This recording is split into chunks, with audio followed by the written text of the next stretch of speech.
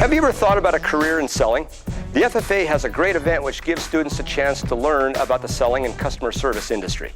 In this video, you're going to see students who competed in the 2006 National FFA Career Development Event for Ag Sales. These students will demonstrate that selling is a process of defined steps, always focusing on the needs of the customer. A good salesperson prepares for the call by researching their product and anticipating the needs of their prospect. Let's see some examples. Hello, my name is Cody Green, and the product I'll be selling today is rubber mulch, a mulching product made from 100% recycled rubber. Through an appointment with the customer, who is the head of the local Parks and Recreation Department, who is designing a product that is safe, durable, and easy to maintain. My name is Morgan Manley, and I will be selling the wellness plan for puppies.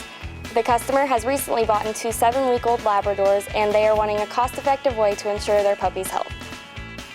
Another part of pre-call planning is product knowledge. Now, the product that we have on display today is T-Cleanse, which is an antimicrobial, antifungal, antibacterial concentrate, which treats ringworm, rain rot, and rain scald, as well as some other conditions that horses have a tendency to have. Let's focus on one product, its features and benefits, and the anticipated needs of the prospect. The features and benefits of Frontline Plus are superior flea and tick control, meaning healthier pets, waterproof, meaning it stays on the dogs and cats longer, and fast acting, meaning it works right away. A good first impression is critical to the success of a sales relationship. It should begin a good rapport with the prospect and establish a purpose for the sales call. Let's see some examples of good introductions. Hi, Mr. O'Brien. How are you doing today? It's great to see you again. Hi, my name is Joe Wells. I noticed you're looking at one of our pest management options. What did you name your puppies? This is where selling and public speaking are radically different. While a public speaker prepares, rehearses, and repeats the same speech, a salesperson asks questions of their prospect and then tailors their topic to the needs of that prospect. A good salesperson frequently does not know what they will say next until they get feedback from their prospect. Here are some examples. So, Glenn, what are some major problems you're having with your playground? I assume you got your scraping results back. Glenn, what major problems are you having with your current mulch? What are you considering as far as pricing is concerned?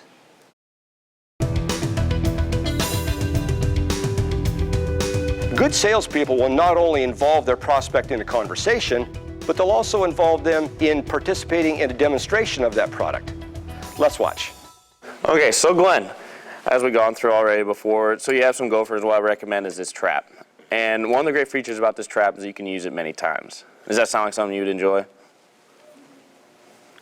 Before I give you off with one of these, I want to show you how it's set. It's very simple. It's very easy to use. Basically what you do, the company has special names for each one of these things. I like to keep it in layman's terms. Yep. These are the claws. This is a trigger, spring arm. These are just wires. I like to keep it all set out. And from here, just pull the spring arm back. There's a lot of tension to it. And then what you're going to do, you're going to slide these over, that on top of that. And then this wire on top of this. And what you'll notice when you're setting this is that it'll get easier and easier as you go. Okay. And this just slides right into place, locks right into place, and from there you can just let go. Easy to do. And from this point, what you're going to do is you're going to insert it into the gopher run. And from here down will be underground. Okay. And from that point, the gopher has a natural instinct, will come back through, try to fill in his hole in order to prevent other predators to come through. And so this is the point where you're going to catch the gopher. So what's going to happen is the gopher is going to come back through, attempting to push in dirt. And it'll hit this trigger. Okay. And basically it just all comes undone. The gopher will still be right here in this section. And it just goes undone, undone. As you remember, the gopher is still in here. This happens really fast. Gets caught. So long, Mr. Gopher. Now, does that sound like something you'd enjoy? Now, I'm going to show you the ease of use of this product. If you want to go ahead and take this bottle of T-Cleanse and unscrew the black cap, then gently squeeze to fill up to the 38 milliliter mark, which is right here. Okay. So that is about 1 ounce. So you can now remove that cap, and we're just going to improvise and assume that there is 1 gallon of water in this bucket. Okay. Now go ahead and pour that ounce in this gallon. And that is it. You have diluted the solution completely. Really? Then you simply take a sponge like this one, douse it in the mixture, and apply it to your horse's infected areas. Now, does that sound like something that would be easy enough for you to do? Throughout the demonstration, the customer will often ask questions to gain further clarification on the product or service. Now it's time to see if the customer is ready to buy. An overlooked but vital tool in understanding your prospect is to offer them trial closes. Trial closes don't ask the person to make a decision. Trial closes ask the prospect's opinion and can be asked at any time, frequently during the sales call.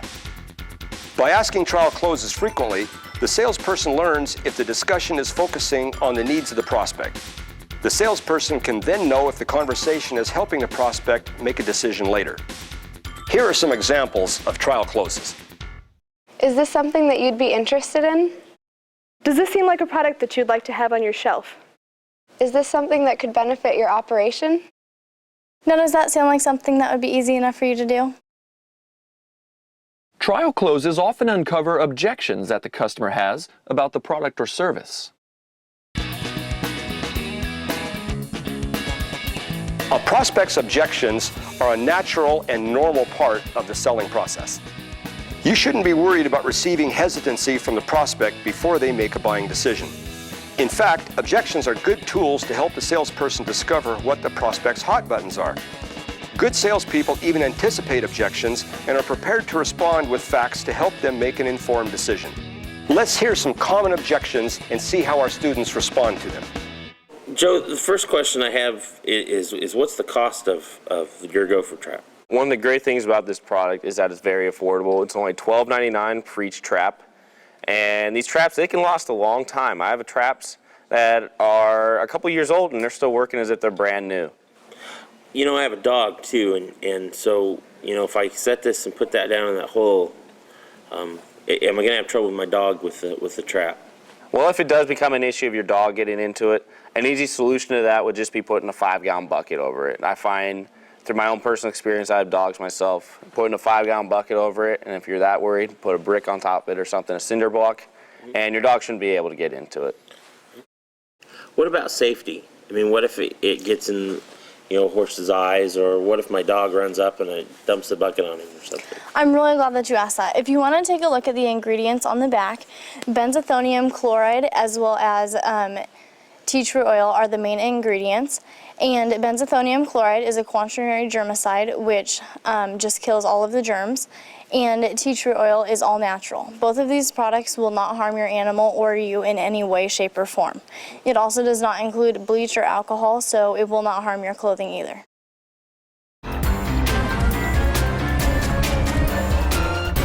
Closing is a process of asking the prospect to make a buying decision regarding the purchase of your product or service.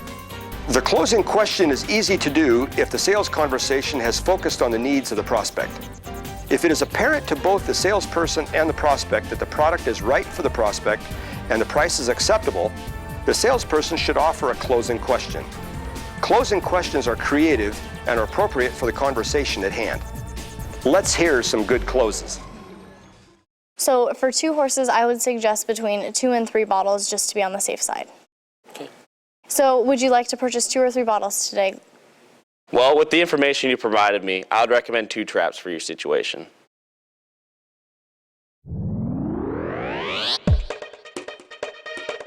To some salespeople, after offering the closing question, the sales call is over. An overlooked selling opportunity exists at the end of the call. Delivery details may be discussed, additional products could be sold, referrals obtained, or follow-up appointments established. Don't forget these important opportunities in your sales call. Let's put it all together in one package. Here's a good example of a prepared salesperson. Hi, Mr. O'Brien. It's good to see you again. Mallory Hey. from Herman Labs. Hi, Mallory. It's nice to see you again. How have you been? I'm great. How are you? Good. That's a copy of my updated business card. We added a website, so you might want to check it out. Okay, I will. Thank you very much, because I probably won't. My wife, I definitely will. Right. Well, I assume you got your scraper results back. I did get them back. Everything looked really good as far as I could tell from that. Yeah, the RR is exactly what we're looking for with Scrapie. It means that your rams are completely resistant, so that's good news. Great, great. That's exciting because no, when I looked at it, I thought everything was okay, but I'm glad you came because I wanted to ask you those questions. Right. Well, we have some more exciting news today. We've recently been USDA certified to test for a new disease called ovine progressive pneumonia. Okay. So that, again, one of the main benefits we're looking for with your flock is that it's going to raise the price of your breeding animals. Oh, that's exciting news. Anything we can do to do that is a benefit. Right. Well, you know Jeff Mortzheim, he's a pretty big producer in your area. Are you... Yeah, I know him. I know Jeff. Well, he tested with us, and he's noticed a 25% increase in the price of his breeding ewes. Wow. I talked to Jeff, I think around 6 months ago, and he never mentioned anything. It's really new, Okay. so we're very excited. Right. Well, what is OPPV? Well, OPPV is a disease in sheep that's very, very similar to that of HIV in humans. It's ovine progressive pneumonia, and it's a retrovirus, so that means that it incorporates its DNA into the DNA of your animal's cells. Okay. The incubation period is rather long due to that fact. I mean, we can't really pick it up and test until the animal is about 2 years old. So, have you noticed any flu-like symptoms in your animals at all? I won't call them flu-type symptoms. We've had a pneumonia bout. Oh, okay. Probably the last month or so. Oh, wow. So recently, is that mostly in your older ewes then? It's actually been a little bit of everything. I would say definitely older ewes, but even some of the young stuff. Okay, so some common symptoms of OPPV include weight loss without loss of appetite. So, I mean, no matter what you're going to be feeding them, no matter how much, the type of protein supplement, they're just not going to put on the weight that we're looking for. Okay. And one that's most detrimental to a breeding operation like yours would be the hard bagging or mastitis. Okay. So the udders will block up and your animals won't get quite the feed that they need, and then you end up with starving lambs, and that's not good for you at all. Right, absolutely. Right. No, I haven't noticed any of that, but that is a major problem as far as the hard bagging with some of the other guys that I talk to in the area. Right. Well, is this something that you feel like you might want to be interested in testing for? Well, it's definitely an interesting thing. I guess I'd like to know a little bit more about it, how you do the tests and those kind of things. Okay, well, the testing procedure is pretty simple. It's similar to that of Scrapie in that you would just draw your blood sample because you did that last time. Yeah, I did. Right, so you're pretty comfortable with that. Oh, yeah. You would draw the sample, and we would just spin it down, and we'd extract the serum. So the serum contains the antibody to the ovine progressive pneumonia. Okay. And we have one of these 96-well plates, and that would contain the antigen. And so, long story short, we do a series of chemical reactions inside each one of these wells. Okay. And we're looking for that antibody to bind to that antigen. Okay. So we end up with a blue color for a negative and a clear for a positive. Okay. And we don't just look at it and see, because that would leave all sorts of rooms for errors. So we get a series of data like this from a plate reader, and that measures the optical density. And there's some mathematical equations we go through to determine the percentage that it's positive. That's good, because those numbers wouldn't tell me anything. Right, they don't mean a whole lot to you, but don't worry about these. Our lab techs take care of it. And what you'd end up with is something similar to this. Okay. So you'd have, it's real simple, your animal tag number, and then your OPP result. Okay. So you'd end up with a negative, a positive, or a borderline. Okay. The positive and the negative are very self-explanatory. What's the borderline? The borderline has to do with the way the virus replicates in the animal system. And so since it does take so long for enough of that virus load to show up, sometimes we end up with a result that's somewhere in between. And we look for about a 35% inhibition rate.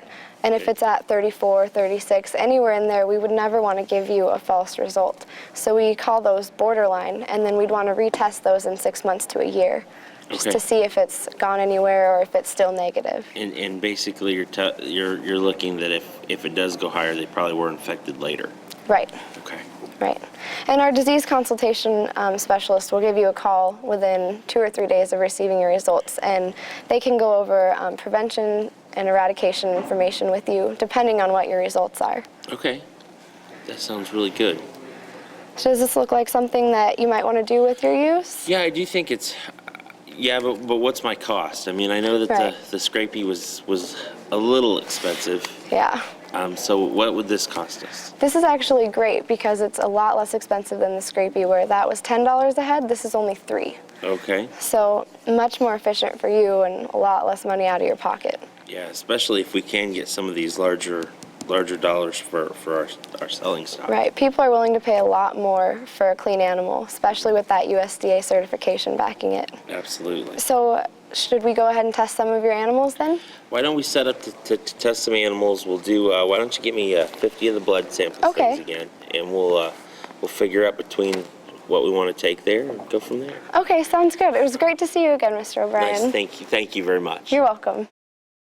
Now you've seen the steps of the selling process. Do you think you can do it?